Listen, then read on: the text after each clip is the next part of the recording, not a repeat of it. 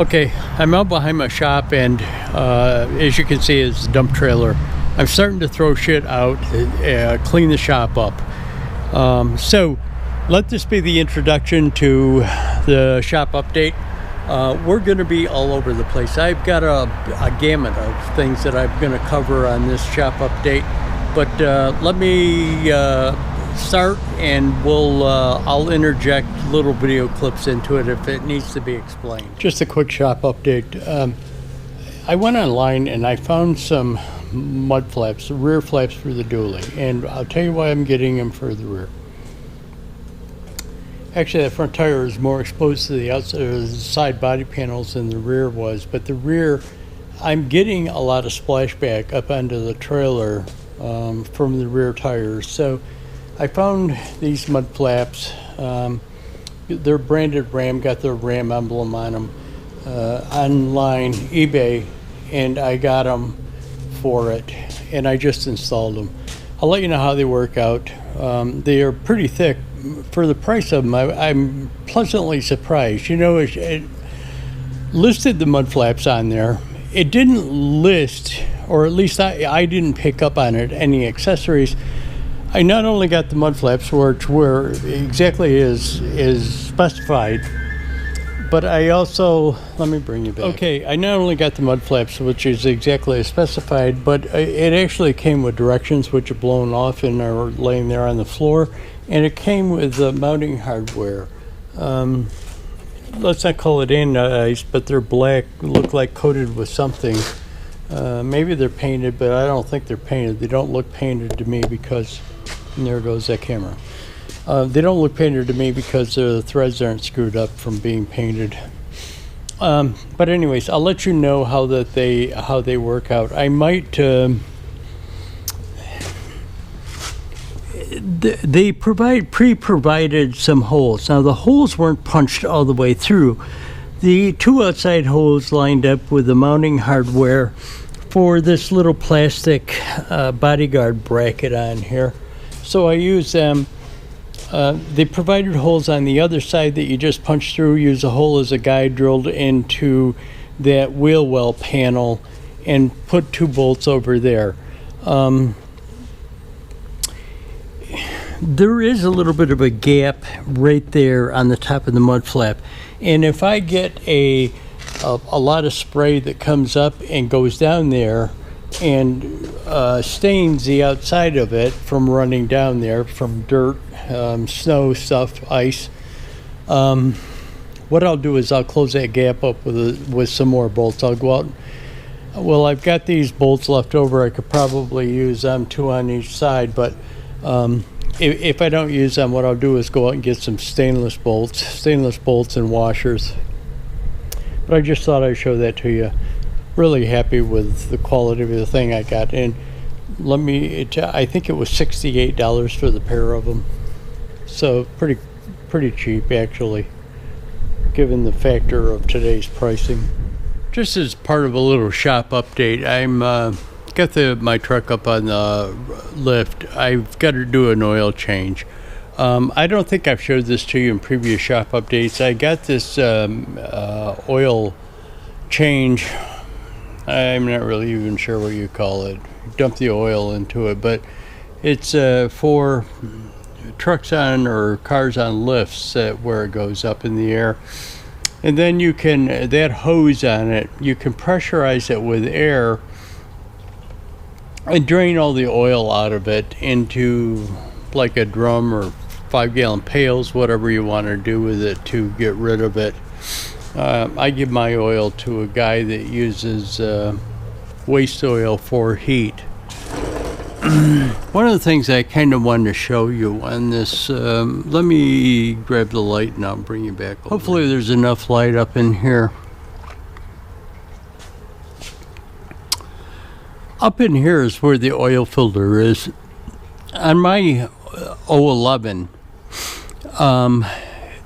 it's a 2-wheel drive, and you were able to reach up there and get the oil filter from down below.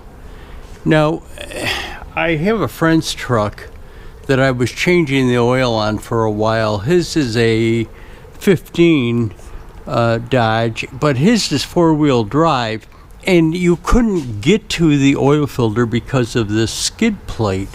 They put the skid plate on it. Well, now they're putting that skid plate on two-wheel drives also. This is a two-wheel drive, so what you have to do is go through a hole that they put in the wheel well up there. So let me show you something else that I got from Mac. Let me tell you what happens with that though. You can get in there, get a wrench on the thing, and the filter will drop down and sit on top of that skid plate. But to get the filter out, you've actually got to turn it sideways to get it out through that hole. Down below, the boost tube that comes out of the turbo goes to the intercooler and the top of the frame rail. You have to turn the filter sideways. Well, when you do that, all the oil spills out of it. So let me show you what else I got from Mac to solve that issue. What this thing is an oil filter plug. So you just screw it into the top of it. It seals around that O-ring gasket. Not really an O-ring. It's a square ring gasket on top of the oil filter. Seals onto the base of this thing, and then you use that little handle to maneuver it out with. But so it plugs off the oil filter so you don't spill oil all over the place. But anyways, I just thought I'd show this to you. What I got to do after I do the oil change is figure out how to clear. There's a code that comes up in the truck when it's time to change the oil. An oil filter. It's actually a code that comes up in the truck. So I've got to figure out a way of going in there and telling the truck that I've changed the oil and the oil filter. Okay, we're going to shift gears here a little bit. I've been doing a lot of hauling, and I'm not going to show you any video of the hauling, but there's some cool things that I have been hauling, and that's what's going to be coming up next. I had to pick up a car here locally and take it to Minnesota. On the way to Minnesota, I had to pick up a generator in Detroit and also take that generator to Minnesota. Not the same guy, but also Minnesota.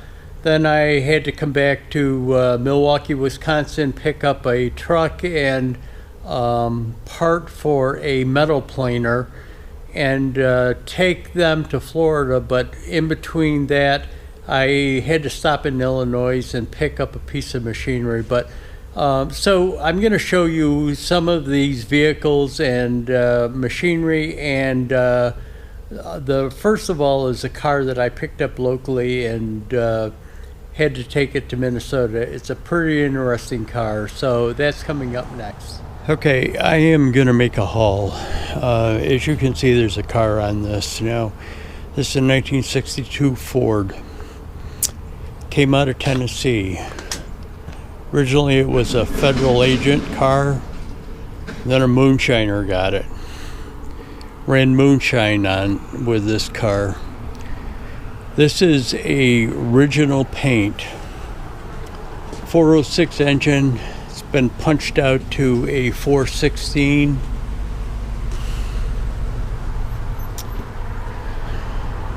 But original paint on it. Okay, I'm not even sure where I left off. Somebody came along, I had to give them a tour of the car. Again, it's a 406, it's an original car, 406, punched out to a 416. And I'll show you the engine in a minute. Everything is original in this car. And again, it was a federal agent's car, and then a Moonshiner got it, and here we go again, hang on. Okay, sorry. Original interior, it belonged to a federal agent. Moonshiner had it, built the engine up. He changed one thing. He had put heavy duty leaf springs in here because he ran moonshine actually. So he put 10 leaves and they changed them back. But it is still the original block on it, but I'll show you the engine. The engine has been rebuilt since then. Again, original paint, or so I'm told it's original paint. And the guy that I picked this up off of knows Fords, and he says it's original paint. But let me take you up and I'll show you the engine. Okay, so here's the engine. 406 punched out to 416. It's the original block, but it's had some work done on it. It now has aluminum heads on it, has headers, big Holley 4-barrel carburetor on there. The guy is actually taking it to a strip, and it will pull a wheelie coming out of the hole. But anyways, there it is. Got to take it to Minnesota. Okay, so my grandson must have came in and taken some of this garbage out last night. Like I said in the beginning of the video, I had to take the car to Minnesota, and then I actually stopped in Detroit and picked up a generator and took that to another place in Minnesota. Dropped the car off first, then dropped the generator off first, and then the car, and then headed back towards Wisconsin, and picked up a truck and a bed off of a metal planer from a machine shop. Both the truck and the metal planer came from the machine shop, and I'm going to explain that in another part of the video. I'm getting rid of a bunch of scrap metal. Those things are going to be gone. I'm getting rid of the axles. Nobody wants them. Nobody wants those axles. I'm going to save the tires and the rims, but just it seems like nobody wants those axles, so I'm getting rid of the axles also. But let me bring you back after I actually came back to home for a day in between the Minnesota, Wisconsin, and Illinois trip and the Florida haul. So let me show you some video from that. Okay, so I'm in the shop. This is between the Minnesota, Wisconsin, and Illinois trip and the Florida trip. I came back home. I just wanted to come in the shop this morning, clean the truck up. It's raining out. We're probably getting that weather that we got up in Minnesota. It's in the upper 40s and raining. It's that cold, damp feeling. But anyways, you probably wonder why I cleaned the truck up. I just wanted to get that road grime and everything off of it, clean it up, check fluid levels, stuff like that. And you know, when I clean it, I put that stuff on, that silica sealer, and it helps keep some of the dirt off of it. But anyways, clean it up, clean it out on the inside. You know, any garbage that I had in there, any paperwork that needs to be thrown away. I'm probably, again, it's raining, it's cold, but I'm probably going to take you out back and I'll show you the trailer, and I'll talk about it when I go out back. Okay, here's the trailer, here's the load. This thing is wrapped up in the plastic, is the bed off of a metal planer. That little thing over there is the head off of an arbor press, as well as the little components in my chain bin. This is a Dodge that I had to pick up in Wisconsin. It belongs to the son of a guy that owns a machine shop. The machine shop that ground the bed of the planer. What he is his dad and him both, he owns this diesel, the kid. Dad owns a Power Stroke.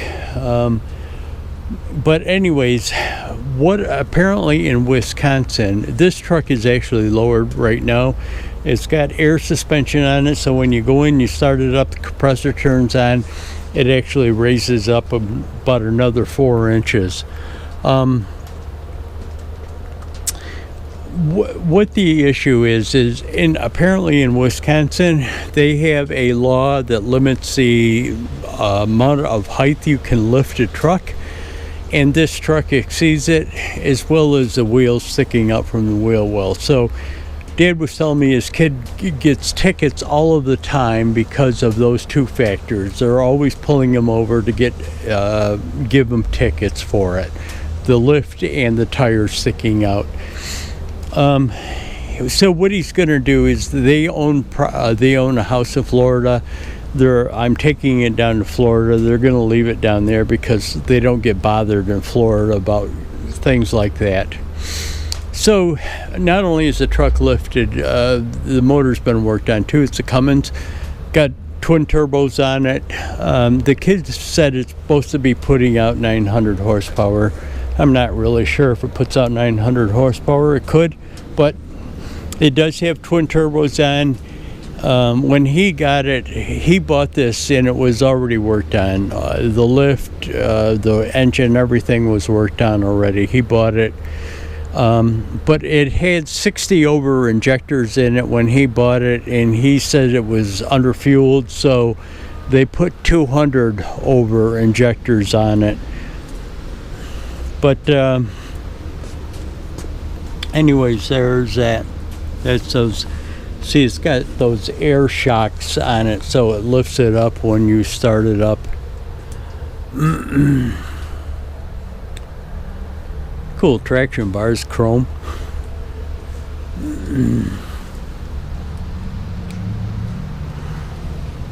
Anyways, there's the stuff going to Florida. Oh, that is a arbor press that I was telling you. We showed you the top of the front of it off. The head off of the arbor press. I showed that to you. That's up in the chain rack. That's going to Florida as well. I had to stop at Illinois. There was a bunch of stuff that after we had made arrangements to pick up, because I'd been going to Minnesota to drop off that car. I had gotten a call from this guy, and he says, you know, I've got that planer table in Wisconsin, and he says there's a truck that this guy owns that he wants to bring down to me, and he's going to pick it up when he gets down here.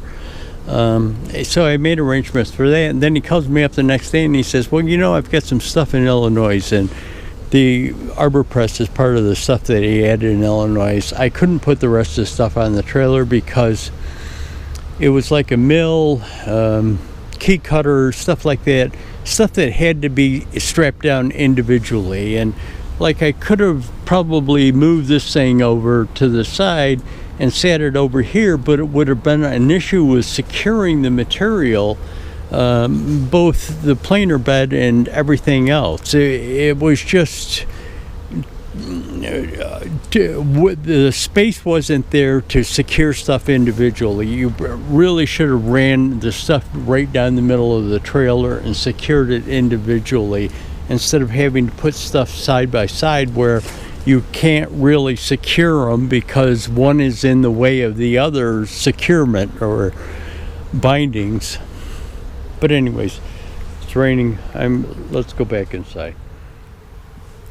Okay, it's Sunday and I'm back from Florida. Not that it matters that it's Sunday, but when I came in the shop, these are some old grates out of a unit down the street from me. I had made them to put in the drain. Originally, there's floor drains in the shops in the floors like mine. They originally had these grates in it, but what happened is some of them, I don't know what happened to them. They disappeared, whatever. So the landlord wanted me to make up some grates, and he had an idea for these things, angle iron rebar. But what happened was, originally he wanted less rows of rebar and the cross pieces spaced farther apart, and I told him I really didn't think that would work, that he needed to add more of them. Well, what kind of happened is he subsequently rented that place out to a cable company that installed cable for a well-known cable type company, but I'm not going to mention who it was. But they were like a subcontractor that installed fiber optic cable. What they did is ran huge trucks and cable carts full of cable over these things and bent them to shit. Now, not necessarily the fault of that, but what happens is there's a trench with two shelves on the side, and what happens is some of the shelves have broken off or deteriorated over time. As you can see on the side here where the concrete is deteriorated over, well, some of the shelves have deteriorated underneath it too. And what happens is the shelf isn't there, and when you drive over it, there's absolutely no support there because the shelf is broken off. So,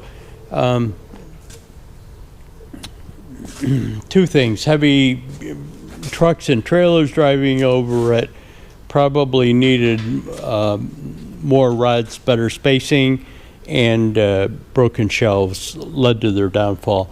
What we're going to do now is put plates over it, just steel plate. What I'm gonna do is weld some stuff on the bottom of it to keep it spaced inside of the trench. But let me bring you back.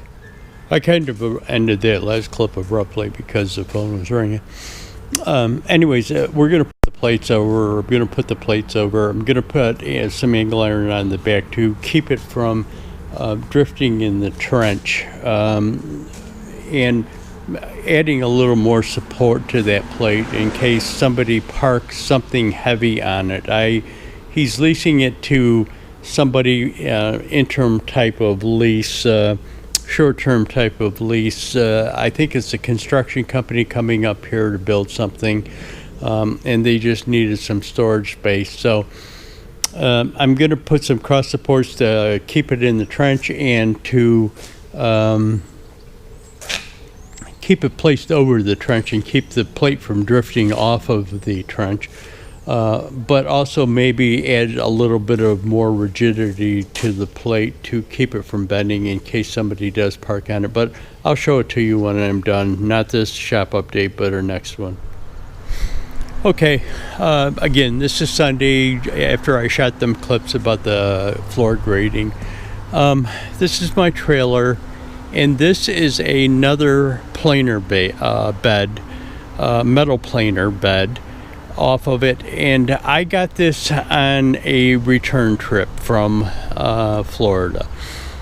Now, I wasn't planning on bringing anything back, but Lance said to me, he said, "You got anything going back?" And I says, "No." And he says, "Well, Mike Wiggins, who is another YouTube machinist, has a planer also that he has to get up to Wisconsin to cache and have him resurface the bed and set the ways and everything. So if you want, you could probably take that back up with you, and the next time that you're up in Wisconsin, drop it off for him. I don't think he's in any hurry for it." So he contacted him, and Mike, I went up to Mike's in Georgia and picked this up. Now, the only thing that I know about this thing, it is originally off of a belt or a line-driven type of machine. Now, Mike, I had a chance to go through Mike's shop. I didn't film any of it, nor would he have wanted me to. Again, Mike is a YouTuber, and he hasn't made a video in a while because he's had a lot of work that he's had to do, and his shop is kind of a mess, or he thinks it's kind of a mess, and he really doesn't want anybody seeing it. So